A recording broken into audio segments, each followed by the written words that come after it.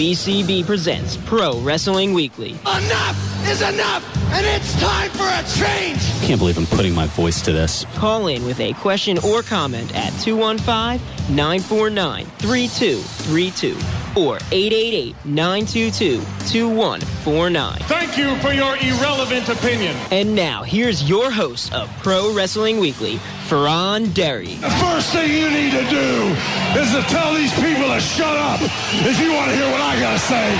I'm a broadcast journalist. I have a right to my opinion. Oh, son of a... I am the best on this microphone, in that ring, even at commentary.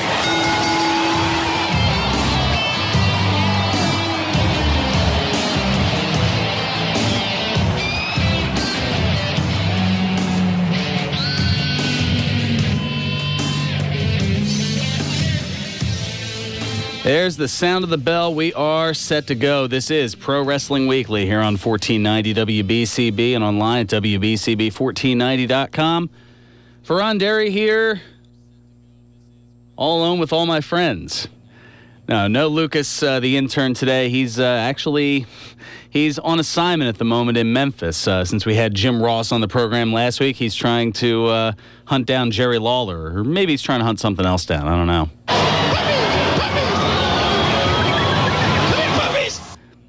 Yeah, that sounds a little bit more like what Lucas would be looking for. Oh, doggone it. No, he should be back next year, as this is the last, that's right, this is the last program of 2014. Man, this was a quick and interesting year all at the same time, and there's a lot to get into. First of all, I want to thank all of you again, all the positive feedback from the Jim Ross interview last week. We'll have him back a little bit closer to his appearances here in Philly. It looks like we're setting up a secondary follow-up interview. Had a lot of fun with that.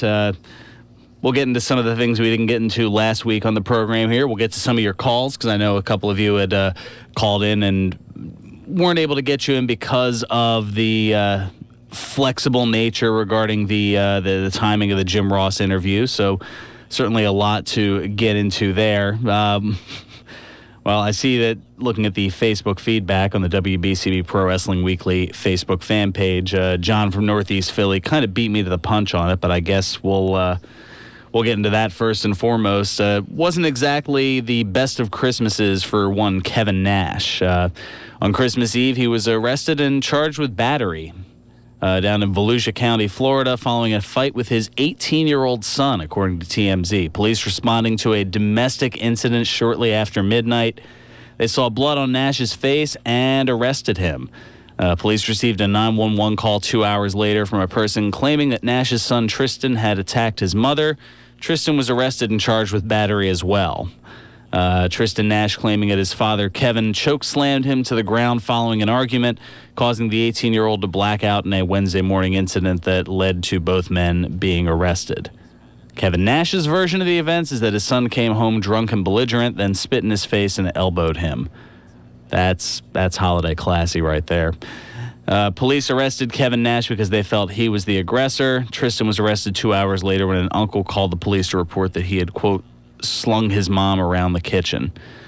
Now, Nash has since spoken with the Orlando Sentinel regarding the altercation, noting that no punches were thrown during the incident. He said, quote, "I'm a big old guy. I could have hit him anywhere." He added that he pinned his son down after he became out of control after drinking heavily. Nash also went to Twitter thanking the Volusia County Detention Center for being professional and stating that, quote, "the pain of the last 24 hours will never be erased." Now, in response to that, WWE has suspended Kevin Nash. Yeah, that's a real thing. WWE suspending Kevin Nash in response to his Wednesday morning arrest for an altercation with his 18-year-old son Tristan, who was also jailed. Now, Nash has a Legends deal with WWE. How much more corporate spin can you get where you're suspending someone on a Legends deal for their conduct? I mean, this is...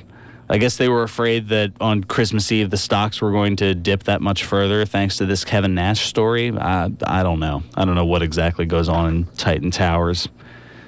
In a way, it sometimes scares me. it's probably better that I don't bring it up too much.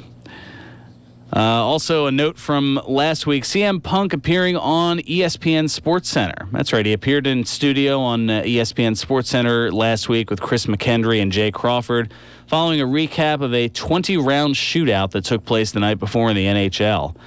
ESPN listed Punk's 92-minute and 15-second match with Chris Hero in IWA Mid-South from February 2003 among the list of notable long sporting events. Punk's was the third longest documented wrestling match historically. Punk was asked why he went from WWE to UFC, as well as similarities between Vince McMahon and Dana White. I actually have that for you right here.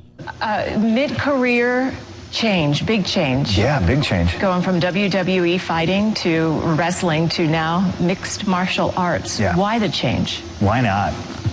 Could be dangerous. Why not? Am I ready today? Yeah. I mean, probably not, but I'd fight anybody right now, whether that's a smart decision or not. Well, it takes that mindset, doesn't it? I think it does. I think it does. I think you have to be a little bit nuts. I think I used to not be able to walk or swim or, and I'm not saying it's going to be easy, but I'm going to get there, and I'm excited to climb that mountain. What do you need to do to get there?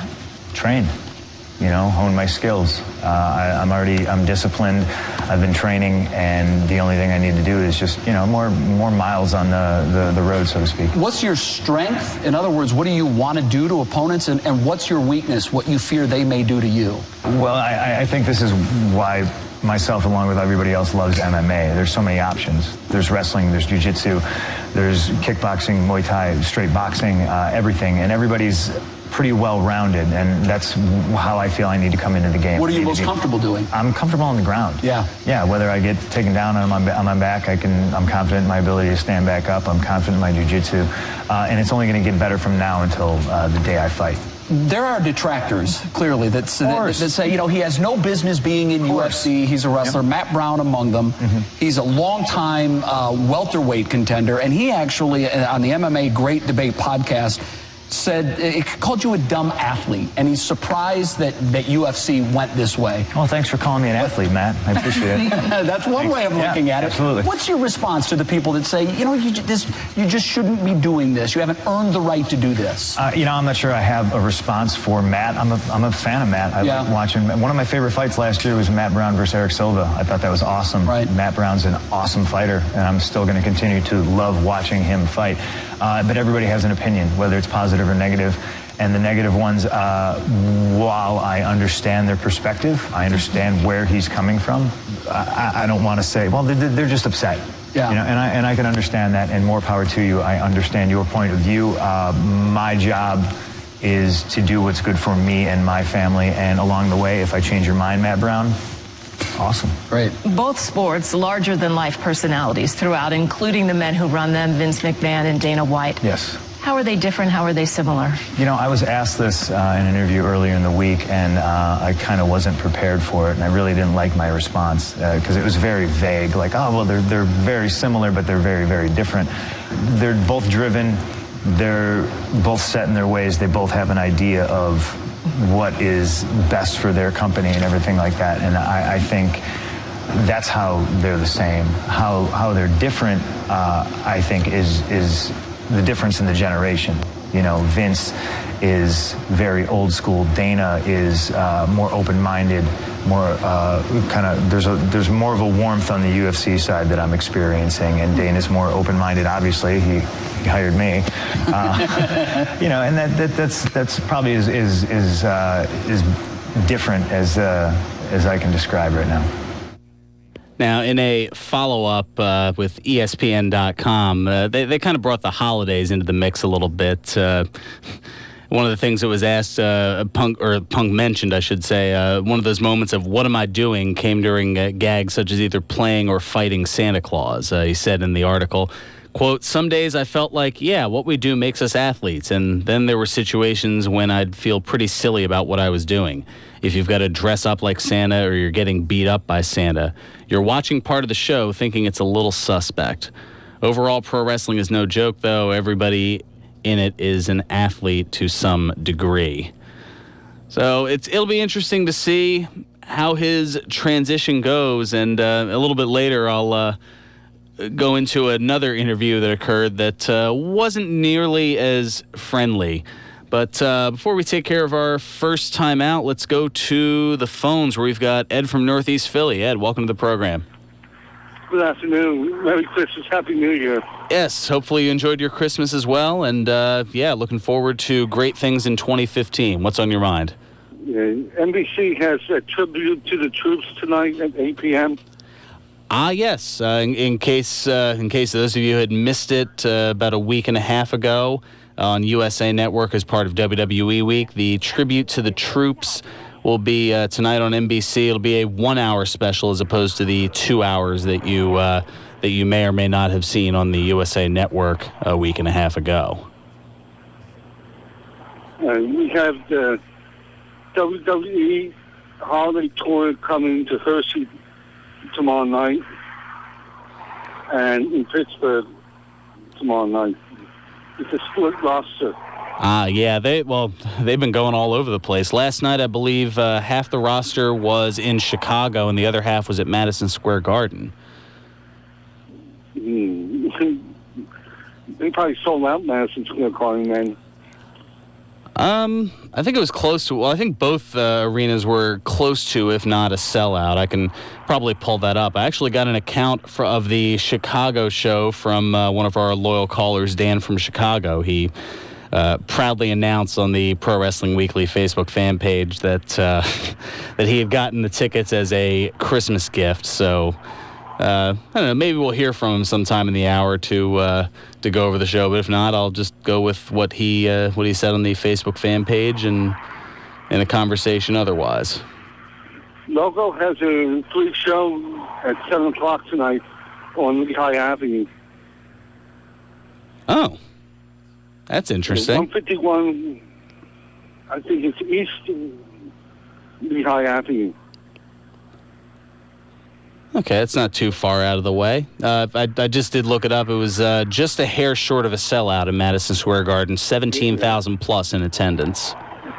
And CZW has a show 12:31 at 1 p.m. Dojo Wars 17 at their training academy in Blackwood, New Jersey. Ah, okay. Blackwood, New that I know I'm not going to be able to make that one. I'm on the air until 1. Maybe I'll show up late. I don't know. I think that's $5 to get in. Yeah, it's not too bad. There's a lot of those that go on around here in the holidays. Have a nice holiday. All right. Thanks so much for the call. You do the same, and we'll look forward to talking to you in the new year. Wow, so much to get into. Raw this past Monday. We'll get into some of the usual holiday schlock that they threw out there. I don't know. Does anybody have a favorite holiday-themed match? I mean, I know we've seen quite a few of them over the years. A couple of them were repeated this past Monday on Raw. The Miracle on 34th Street fight. Something tells me that there's going to be a lot of positive feedback to the Santa's Little Helper match. I don't know. We'll go over all that. Hogan's appearances on Raw and SmackDown, including, again, going with the holiday Christmas theme, the Ho-Ho Hogan appearance on Monday Night Raw. We'll get into that. I've got some, so speaking of tribute to the troops, I've got some news involving Vince McMahon going overseas to visit some troops along with a few others. The Extreme Rules pay-per-view location has been revealed. I'll let you know where that is going. And the Survivor Series pay-per-view buy is released. What's the number now that the WWE Network is in full swing for just $9.99 or whatever it is? Well, I've got that coming up. Plus, TNA announcing another new weekend TV show, and this one I'm not happy about. I'll tell you why. Plus, a little bit later, because I don't want you to think that I'm a complete humbug. I know I busted this out a few years ago, but it's always a classic. From Christmas Day, 1989, an episode of Primetime Wrestling, which I have to check. I don't know if they have that up on the network just yet or not, but Bobby the Brain Heenan just being Bobby the Brain. Yeah, definitely good times. All that and more. This is Pro Wrestling Weekly here on 1490 WBCB and online at WBCB1490.com. In your 9 WWE matches, you do have a winning record.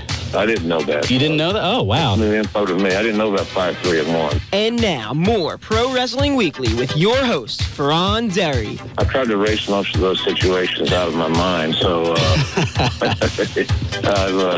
but that's new information. That's good stuff. From the chat last week with Jim Ross, this is Pro Wrestling Weekly here on 1490 WBCB and online at WBCB1490.com. Fearon Derry here with you, kind of in a I guess you could call this a post-holiday hangover. Not to be confused with Booker T's old signature move, the Harlem Hangover. I guess that's a little bit different. No, for those of you who missed it, Jim Ross, he was on the program last week. You can go check out the replay. I believe it's up at WBCB1490.com, but you can also check it out on the WBCB Pro Wrestling Weekly YouTube fan page. Just search WBCB Pro Wrestling Weekly, and it's last week's my 269th episode. Yeah, I keep track of these things. If I knew how many Eric Arjulo had, we'd probably be well up around the upper 7s, maybe even 800 episodes by now. But I don't know. I never quite got that info. We'll have to have him back on at some point. I know, this coming February we'll be closing in on 16 years of the program being on, so it might be nice to bring him back into the fold. It was a great hour when he had chimed in earlier this year for the 15-year celebration. We'll talk in a little bit about kind of go over the year in review a little bit, because there's certainly a lot that went on. Some of your best moments, I guess, of 2014, and I know some people are thinking maybe some of the worst as well. I think some of the ones that, we'll get into that a little bit later. Let me go into some of the things that I had teased earlier, including CM Punk not exactly getting friendly treatment in Canada. So much for Canadians being friendly, eh? So, yeah, I know. I'm going into Bob and Doug McKenzie mode. It's in my nature being part Canadian. So CM Punk appeared on the show Off the Record on TSN, which is the Canadian equivalent of ESPN. And the host, Michael Landsberg, he pretty much made light of Punk throughout the interview, even bringing in a pre-produced package for the mystery fight of the decade against possible opponents such as Jose Canseco, Drake, Justin Bieber, and even Chef Boyardee in, quote, a fight you can't miss on a day we can't tell you against an opponent we don't know in a weight class to be determined. May or may not ever happen. So it was Punk was pretty much brought on the program to be ridiculed regarding his upcoming UFC career. But on the same token, there were some questions that were brought out that it kind of makes sense. Probably the biggest question is, well, what do we ask you about if you're not going to be fighting for another 9-10 months or so? Punk kind of said in that interview, well, WWE's in the past. I don't really want to get into that. Well, there's not really much going on in your immediate future other than training. So I see the point that Landsberg was trying to make. I think it was just gone about in a rather harsh fashion, I guess, for lack of a better term. Well, in other news, McMahon and crew going overseas to visit troops. Vince McMahon, Big Show, R-Truth, Alicia Fox, and Summer Rae all went overseas to visit the troops this past weekend.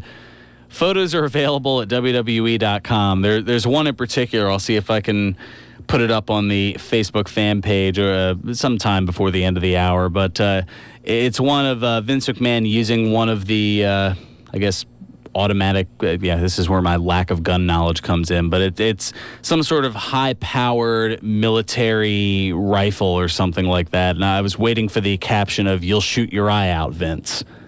Again, keeping the holiday theme intact here. Now, this is interesting. Speaking of Vince, the Survivor Series pay-per-view buys were released. WWE releasing information showing that Survivor Series 2014 sold 103,000 pay-per-views, down from 177,000 buys in 2013.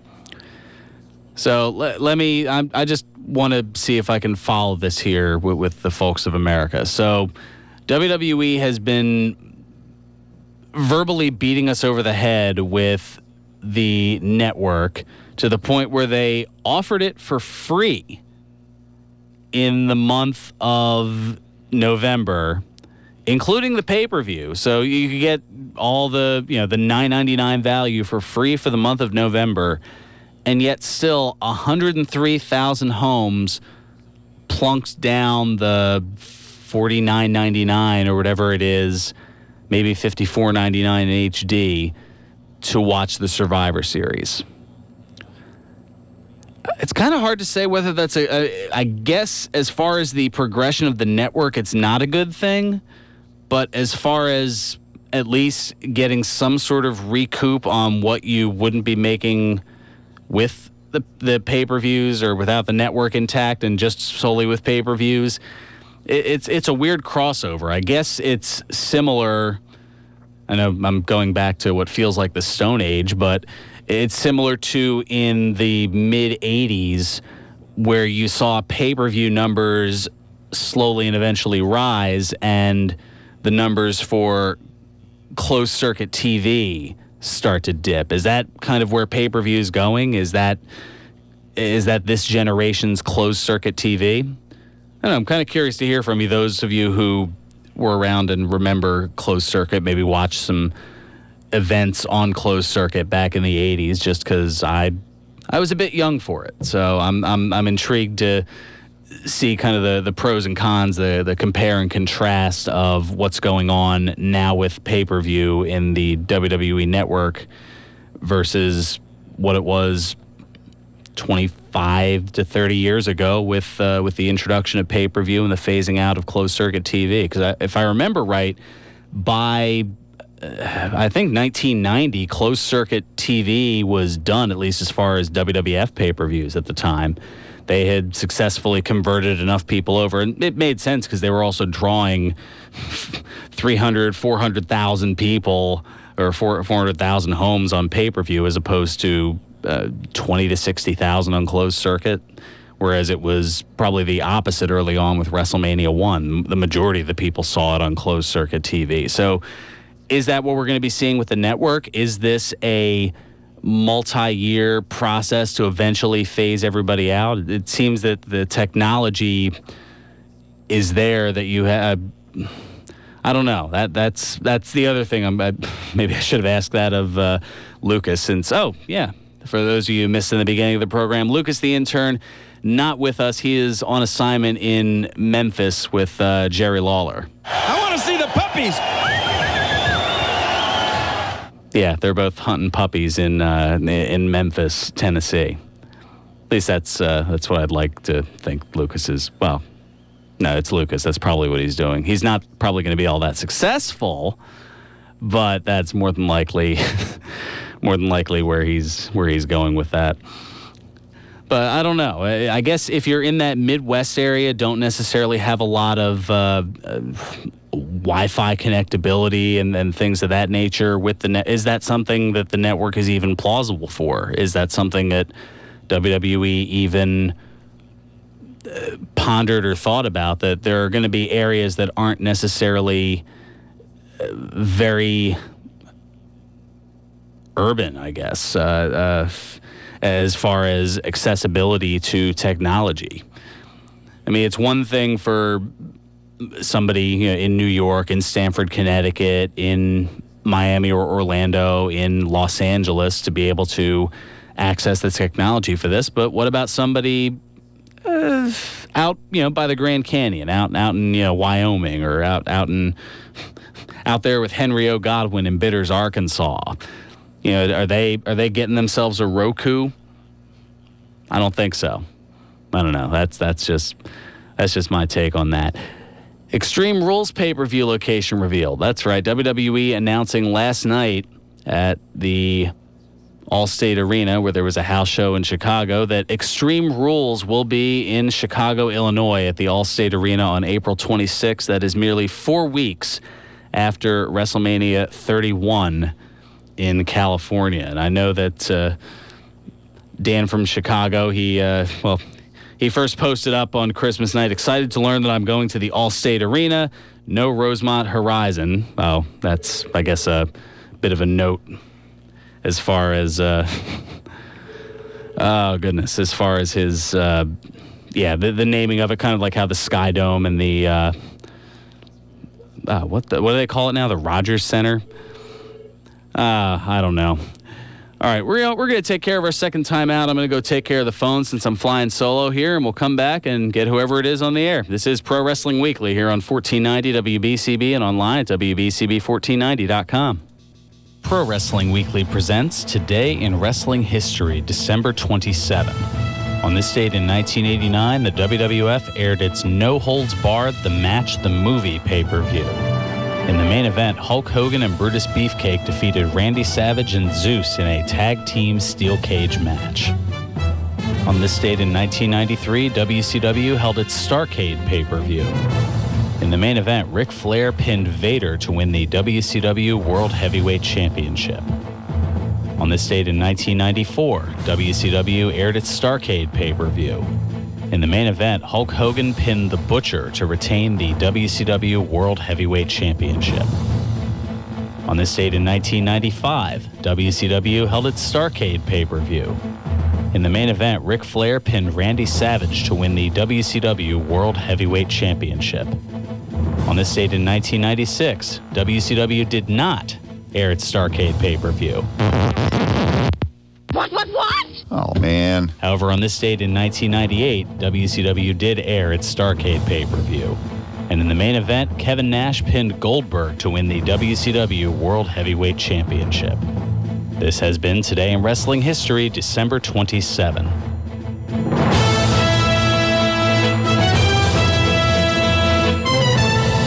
Having fun and breaking up the monotony. This is Pro Wrestling Weekly here on 1490 WBCB and online at WBCB1490.com. Fearon Derry here with you, all by myself with all my friends, or something like that, or here with all my friends. Now, Lucas the intern is on assignment, currently en route to Memphis, Tennessee. That sounds like something he'll be doing down there. A little note from that Today in Wrestling History from Starrcade 98, that Kevin Nash beating Goldberg to win the WCW World Heavyweight Championship, that ended Goldberg's 173-0 undefeated streak in WCW, which was highly touted at the time. And then, of course, the No Holds Barred, the match, the movie. WWF for weeks wouldn't let you forget. Coming up December 27th, they had that just drilled into your head, and that's why I had to make mention of it.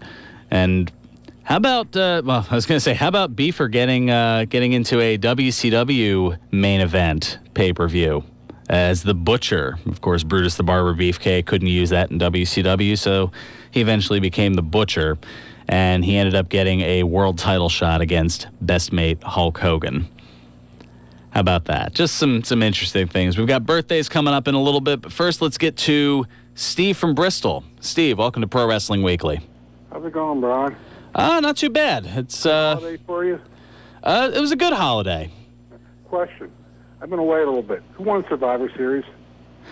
Well, Team Cena did. That's why we haven't seen Triple H or Stephanie for the last month or so on WWE TV. All right. With CM Punk going UFC, who's going to replace CM Punk in his slot in the WWE? Who do you think is going to get it? Well, I guess it's whoever's allowed to grab that brass ring, as Vince McMahon kept talking about. Because WrestleMania is, 3 months away? Yeah, thereabouts. I think, March 29th, I think? You'd think I'd know this off the top of my head, but... If it's going to be Cena and Brock Lesnar as your showcase match, you always have to have that second match that people want to see. I'm just wondering, who's that going to be? I'm not sure. Actually, 13 weeks from tomorrow is WrestleMania. You're right. So it's yeah. You did a good job with Ross, but you're going to have to ask him a tough question next time around. Will you do it? Well, I had to. I was going to say, it depends on what you consider the tough questions. Okay, the tough question is why his boy, Stone Cold, wouldn't put Brock over. Maybe you know already. But what do you think he'll say? Oh, jeez. Well, I mean, you're asking him to answer something for somebody else. I mean, I don't know how fair that is necessarily. Him and Stone Cold are pretty close. I mean, they kind of know stuff about each other.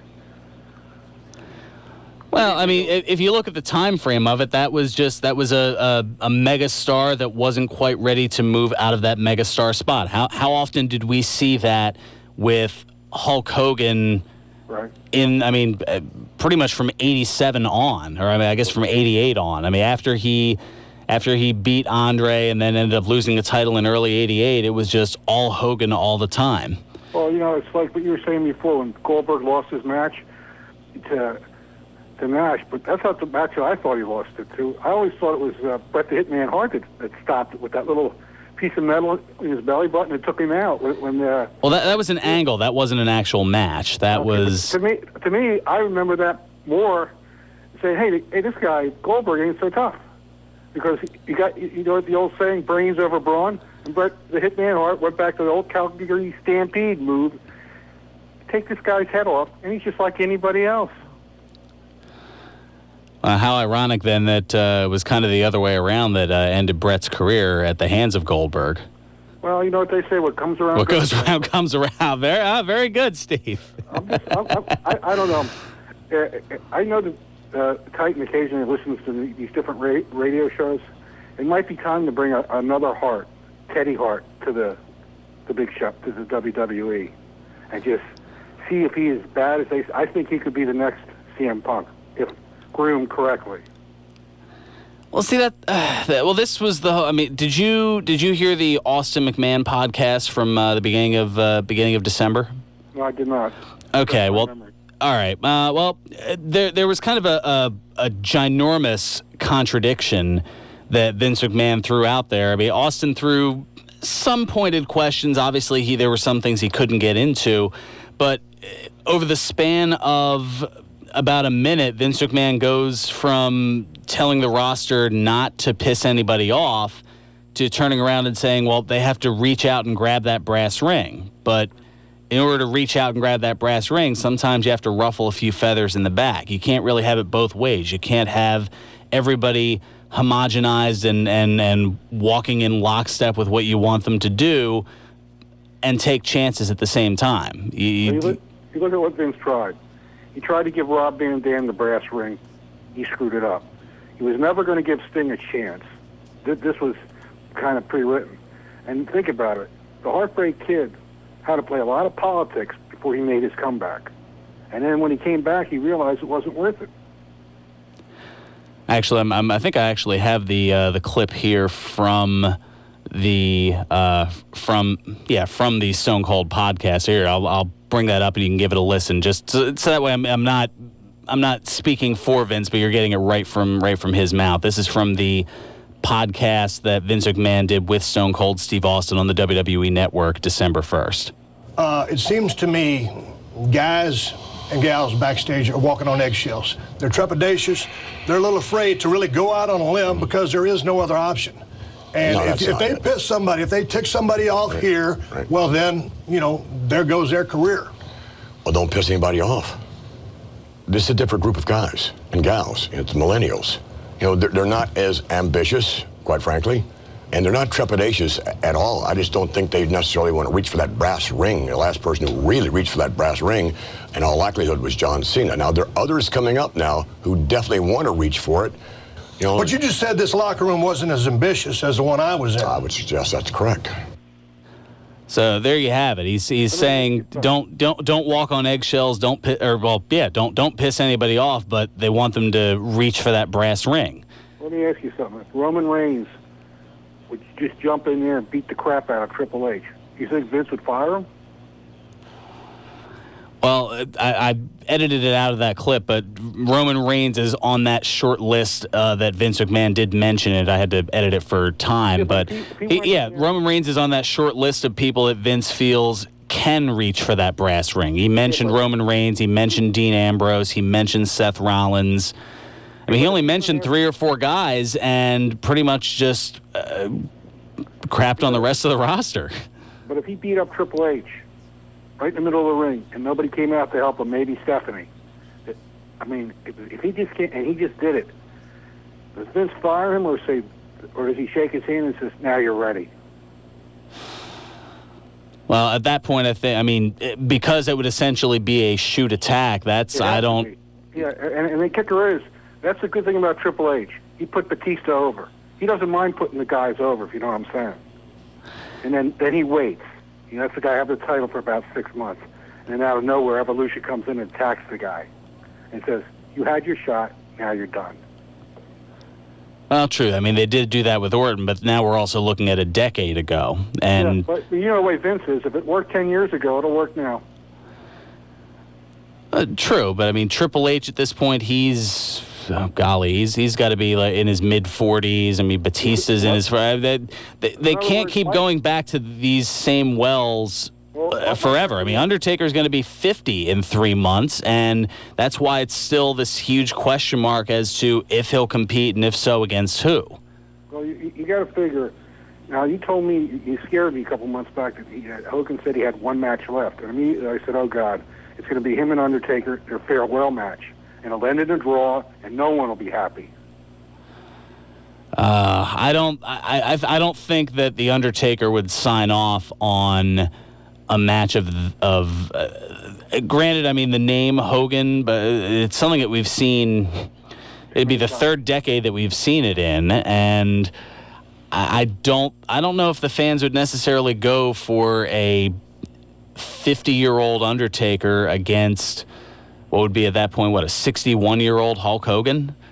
Well, you remember, you interviewed Bruno a couple times, didn't you? No, Eric has interviewed Bruno. You know, Bruno told us a real sad story, because I know a little bit about the history of this game, and he said when he fought Gorgeous George was 60 years old, Bruno was 28, and Gorgeous George, he beat Gorgeous George in about 4 minutes. And Bruno said, why do you even take the match on? He said, well, when you get old, you need money. But he says, I don't want people to forget me. And Bruno said, what? I mean, you're the one who got me in the business, Gorgeous George. And he says, you don't understand. Our shelf life is less than 15 years. He'd gone past the 15-year mark. I guess Hogan and Undertaker got to remember, if this is your last match, you just can't be, moving around. I mean, you really got to make it look really nice. Bloody, people remember saying they went out the way they wanted to go out. Yeah, but on the same token, especially with Hogan's his age, and B, his medical history. I mean, you're talking about a guy who's had both knees replaced. He's had a hip replaced. He's had 8 back surgeries, and you're going to ask him to go in and, even though all the rehabilitation in the world, still have him go take bumps, possibly throw out one last leg drop to the detriment of his future. Well, if you're Vince and you're saving Undertaker for the last WrestleMania, who out there? Ric Flair's too old; he can't do it. Orton's done it; he couldn't do it. Who could carry him, and who could Undertaker carry? That's how you got to look at it. Well, I think at this stage of his career, Undertaker isn't really carrying anybody. And you kind of saw that with the Brock Lesnar match earlier this year, Undertaker looked, I don't want to say he looked mortal, but he looked winded. He looked like Father Time had finally caught up to him after all these years. Well, didn't you one time you went to one of the shows, didn't you see Flair, Hogan, and Sting? And you told me that all of them should be in the rocking chair. And how many years ago was that? I didn't say it should be in the rocking chair. I mean, that was, that was maybe 3 or 4 years ago. It was when TNA Bound for Glory came to Philadelphia. I got the chance to meet 3 of them. Those guys were still in half-decent shape. But those 4 years, it's like really 8 years for them now, right? Well, between all the bumps on their body and at this point, yeah. I mean, I'm learning this now at 33. As you get older, I mean, it just accelerates. Well, you got to think about it. 4 years ago, any one of them, or all three of them, could sell out anywhere. Now you have to bring young guys in with them. They have to put the young guys over, and I don't even think they can do that anymore. Well, it's something they probably should have been doing a decade ago, and really they didn't. Anyway, Steve, I got to get rolling. Thanks so much for the call. Happy New Year. Thanks. Happy New Year to you too. Thanks so much for the conversation. Always gets interesting when Steve from Bristol chimes in. All right, so I've been kind of sitting on this because it's got me a little bit annoyed. TNA announcing another new weekend TV show. Destination America announcing Monday that it is adding TNA Wrestling's greatest matches to its weekend lineup of wrestling programming. It'll debut with a 3-episode mini-marathon on Saturday, January 10th, starting at 10 a.m. Eastern, followed by 2 additional premieres Friday, January 16th at 9 a.m. It'll continue to premiere in its regular time slot starting January 17th on Saturday afternoons. They're trying to provide competition. That's right, they have it on from noon to 1. That's why I'm annoyed. January airings include the Best of Sting and Kurt Angle on January 10th, the Best of RVD and Mr. Anderson on the 16th, the Best of Jeff Hardy on the 17th, the Best of the Knockouts on the 23rd of January, the Best of Samoa Joe on the 24th, and the Best of Bully Ray on the 31st. Although I don't know what kind of longevity, they'll probably end up just re-looping the same 20 episodes or so, because, I don't know, you're going to get down to the Best of Shark Boys matches in TNA, or, I don't know, the Best of Jay Lethal, for example. I mean, how far down the roster are you going to be going with it? The Best of OD, well, I guess ODB is one of the knockouts. I don't know, the Best of Eric Young's matches in TNA. I don't know. I like they're going for things. I like that they're trying different things. I mean, that was one of the things looking up here. The best of 2014, a year in wrestling. A year ago, we were really even like 3 months ago, we were talking about the potential for TNA being sold, and now they found the new television home in Destination America. So it's part of the Discovery umbrella. So I mean that's. It's a good thing, at least that they're throwing it out there. Now, what holds for them in 2015? Who knows? Another great thing of 2014, Dolph Ziggler. Just continuing once again to show how great he is in the ring. He's one of those people who probably should have already had the brass ring, but for some reason, every time he reaches for it, it just gets a little bit higher and a little bit higher and just out of reach. And to say the least, that's a bit frustrating. A name that I know we've talked about quite a bit in 2014, CM Punk. Turning companies upside down and breaking the internet without breaking a sweat. So who knows what'll happen with him in 2015 with UFC, but something tells me I'll be watching it, and I'm not exactly a UFC guy. We mentioned The Undertaker a little bit ago. The streak ending. Courtesy of Brock Lesnar. How many times did we hear that from Paul Heyman, my client Brock Lesnar, the whole bit? Sting making his WWE debut, stepping in the ring and delivering a Scorpion Death Drop to Triple H. And then the development of NXT. They're making some fantastic shows. They're bringing in amazing talent. Kevin Owens, previously known as Kevin Steen, just recently debuting. Finn Balor, previously known as Prince Devitt. Hideo Itami, previously known as Kenta. I mean, they've got a lot of, plus Sami Zayn, Adrian Neville. I love the Vaudevillains. They're at least their entrance is great. It's the Ascension. They're about to make their way up to the WWE main roster, it looks like, rocking the 80s Legion of Doom, Powers of Pain crossover type thing. I don't know. Just a few things from 2015 or 2014 that jump out at me. All right, so we've got a few minutes left. I love this last little bit here, and I want to close out the show with it. From Christmas Day 1989, WWF Primetime Wrestling, Bobby Heenan, Gorilla Monsoon, and Roddy Piper getting on Heenan a little bit after he has some disparaging remarks for the man up in the North Pole. Could spend a minute here. I'd like to talk to the kids out there on Christmas. Please, be my guest. Could you get in real close, kids, and gather around the old television set? Now, I know you're looking around the house right now, and you're probably still all excited about what happened this morning and playing with your games and your toys and your dolls and your trucks. But one thing you got to remember, you don't really think some slob in a red suit came down your chimney this morning and gave you gifts, do you? Cut that out. Bobby. Check Mom and Dad. They're the ones with the cash and the Guinness. Bob. That's what you should think about at Christmas. That's enough. Bobby. Bobby, let's keep the Christmas spirit. I'll tell you the truth. I got kids, and Christmas is the most wonderful time of year, and let's kind of keep the Christmas spirit. That's their fault. Keep your mouth shut. What'd you say? And another thing, kids. Santa can't drink milk. It'd get all over his phony beard. Bobby, I think it's going a little too far. Knock it off This right is now. a prime time show. 'Tis the season to be swerved. Boing. Bob, I thought we were There's no Santa. Bob, I think Santa's it's going... a sham. Knock it off, I said. The That's guy you enough. sit on his lap at the discount store? Hey. Just out of detox. Hey, you jerk. I think it's about enough. We got a lot of little kids watching the show. There is a Santa Claus. He left gifts for me this morning. He left gifts for a whole bunch of you little kids out there. Bobby, let's just stop this stuff right now and get on to the next match. I think it's probably the wisest... Maybe you believe in Santa, but nobody'd come in your neighborhood after midnight with gifts, Piper, because you're a bum like the rest of them. Mister, I'm telling you He's just something. a nasty, rotten the smartest individual and that he wisest always thing you could do.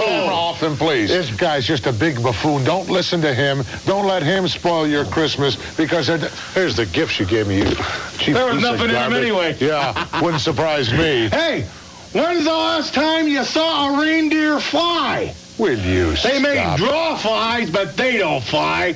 And you tell me a guy that would work all year building toys and hang around some fat old lady at the North Pole What like is Aunt wrong Bee, with you? and then get in a sleigh and fly to your house. Wait a second. What is wrong with you? What the hell is wrong with you? What are you talking about? Hey, you want to believe in something?